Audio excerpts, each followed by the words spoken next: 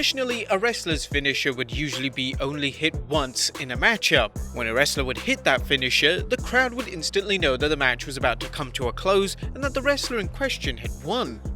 I guess. All right. However, over the past 15 years, the wrestling style, especially in WWE, has drastically altered. It's common practice for a pay-per-view match to feature multiple finishes in a match, and long gone are the days where matches end after just one finishing move. KO by Orton! Reigns is down and out! And Reigns powers out! What? But sometimes it can get a little over the top, hitting the finisher over even 5 times. They're not done with Luger yet. No, they're not. The referee's attempting to get Luger out of the ring, and Hogan, that's about what, 7 or 8 of those big leg drops? But when did they happen? Here are 10 times wrestlers kicked out of multiple finishes during a match.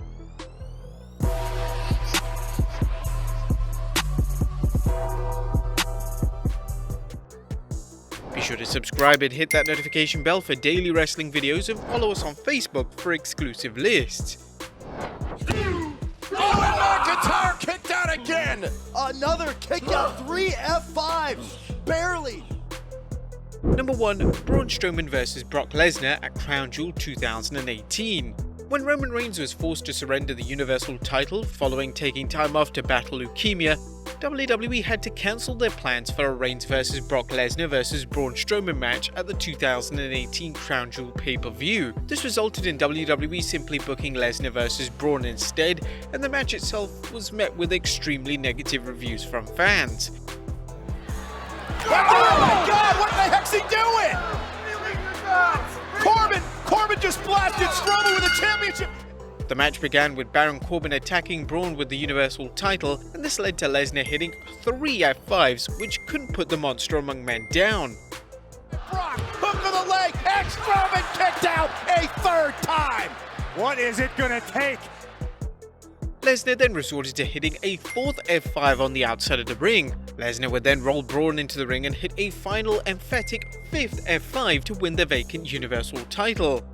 Strowman and Brock Lesnar wins. The match was heavily criticized for being extremely lazy and poorly booked, as it was literally F5s and nothing else. Number 2. CM Punk vs John Cena at Night of Champions 2012. The feud between CM Punk and John Cena was without question one of the best feuds of the entire PG era of WWE. The two had fantastic matches and created some incredible moments with each other, but one of the criticisms aimed towards their matches was that sometimes their matches turned into finisher fests. Take for instance their main event match at 2012's Night of Champions pay-per-view. The match itself featured each man executing their finisher multiple times. Firstly, Punk would apply the Anaconda device on Cena. This was then countered into the STF. Following another GTS attempt from Punk, this would be turned into yet another STF. The two would then trade finishers, with Punk hitting the GTS and then Cena hitting the AA. Punk would then hit the rock bottom on Cena before Cena retorted with yet another AA. This match is a draw. Therefore, still your WWE Champion, CM Punk. The finish came when there was a double pin following a suplex off the top rope, meaning one of the many finishers used in the match wasn't even involved in the actual match finish. What a match! You're kidding me! Number 3. Brock Lesnar vs Roman Reigns at WrestleMania 34. Brock Lesnar vs Roman Reigns' Universal title match at Mania 34 was one of the worst received Mania main events of all time. There was zero desire from the WWE fanbase to see this match again, and they certainly let both men know by audibly booing everything that they did in the match. At Roman Reigns. Not to mention the match itself was a finisher fest. Reigns would hit the spear a total of 4 times in the match. Hooks the leg! And a kick out by Brock at 2! It's like... Lesnar, however, would hit a record 6 F5s to finish off Reigns, which was the most he's ever hit in a match. Lesnar to retain on Reigns! Got it! Brock Lesnar! The finisher fest did absolutely nothing for the fans in attendance, as they responded by chanting, "This is awful." Oh my God, two great right-handed blows. You can hear the bones cracking in the face of Reigns. Number 4, Braun Strowman vs Goldberg at WrestleMania 36. When Roman Reigns decided to drop out of WrestleMania 36 due to concerns relating to the COVID-19 pandemic, WWE had to quickly book a replacement match, as a planned Goldberg vs Reigns match for the Universal title obviously couldn't go ahead anymore. They needed to pair someone with Goldberg who could have a passable match and pair him with someone who actually wanted to be their world champion. They decided to go with Braun Strowman, a decision that wasn't met with rave reviews from fans, who had also felt like the time for Braun to win the world title had already passed. The match itself was 2 minutes long and solely consisted of finishers. Goldberg would hit 4 spears To retain the championship, and Strowman kicks it too. which Braun retorted with by hitting 4 power slams to win his first world title. This is my time! The monster lives! Number 5, Triple H vs The Undertaker at WrestleMania 27.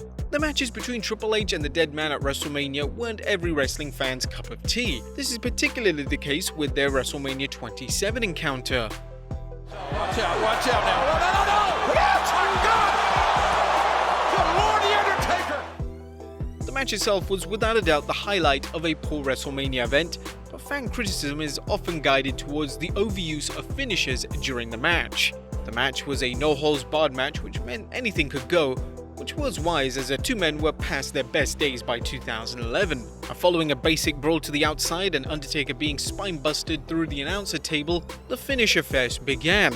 Taker would hit a chokeslam followed by a last ride, and this was then followed by Triple H hitting a pedigree, which was retorted with the Undertaker hitting a tombstone piledriver for a close 2 count.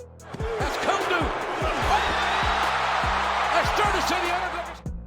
Triple H would then hit 2 more pedigrees and then executed Undertaker's own move, being a tombstone piledriver, for another 2 count. What did we just see?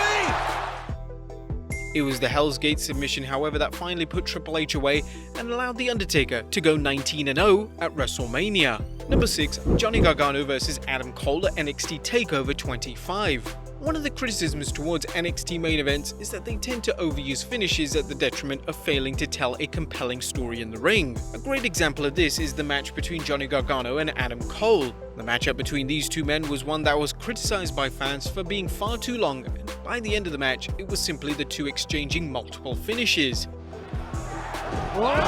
Cole is looking for that last shot. Remember, last shot. The Panama Sunrise finisher was executed twice in the match. The last shot finisher was executed 3 times. Last shot, oh my God! Last shot, Adam Cole! Oh, God! And the Gargano escape was also executed 3 times throughout the match. This would be a trend in the 3 respective takeover matches between the two men. Number 6, The Rock vs Stone Cold at WrestleMania 19. Now, The Rock vs Austin at WrestleMania 19 is well known for being Stone Cold's last ever match. Austin had a history of neck issues, and WrestleMania 19 had to be his last ever match, or he could have ended up seriously hurt. So it was only appropriate that The Rock would be Austin's last opponent. 2 of the biggest stars of all time squaring off at WrestleMania to close one of the most iconic rivalries of all time was certainly the best decision they could have ever made. The match was initially planned to be the main event of the show, but this was before there were concerns that Austin's health would result in a disappointing match. Now, the match itself, despite Austin's obvious limitations, was well booked with lots of nods to iconic moments within their rivalry.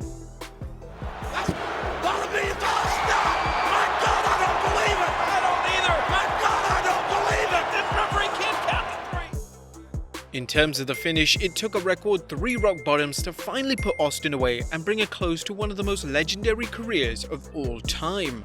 Number 8, Macho Man vs The Ultimate Warrior at WrestleMania 7. The Ultimate Warrior is gonna be the ultimate turkey when I take that title back, and that's my title, understand? The story going into this feud involved Savage attempting to get a world title shot when the Warrior was WWE champion.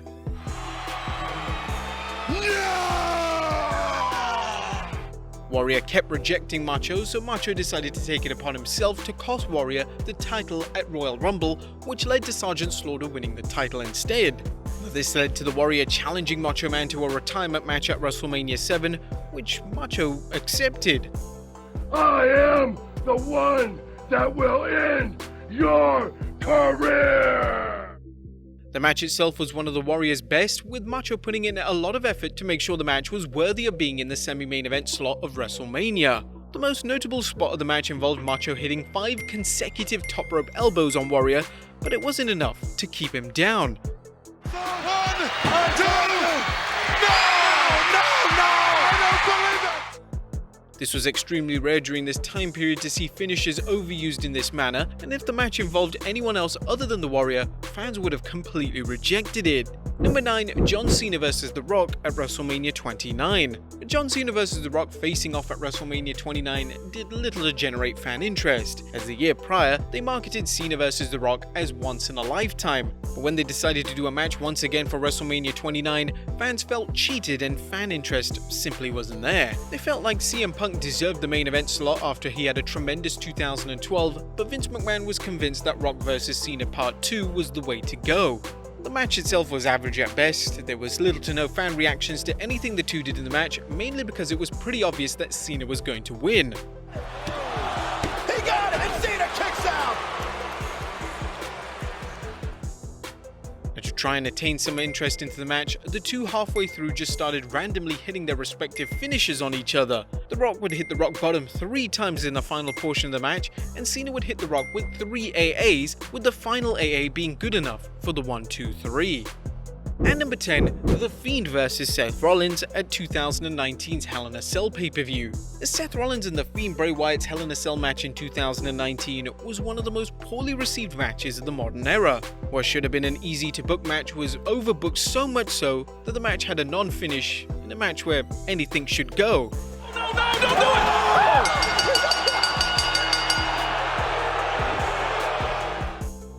It mainly featured The Fiend tormenting Rollins in the cell before Rollins came back with a traditional babyface comeback. The Fiend Bray Wyatt into the cover. Are you kidding me? Oh, Rollins kicked out. Now the issue was in the way the WWE booked this comeback, as they decided to book Rollins to execute 11 curb stomps on The Fiend. This broke the record for the most finishes used in succession in any match in WWE history. Now, out of the 11 curb stomps, 10 of those only were good enough for a 1 count. It's into the cover to return. The Fiend has kicked out at 1. The final stomp managed to get a 2 count, but it wasn't enough to put The Fiend down for good. But there you have it, guys. 10 times WWE wrestlers kicked out after an absurd amount of finishes during a match. Be sure to leave your comments down below, subscribe if you haven't already, follow us on Instagram and Facebook for exclusive lists, and I'll see you next time with some more wrestling content.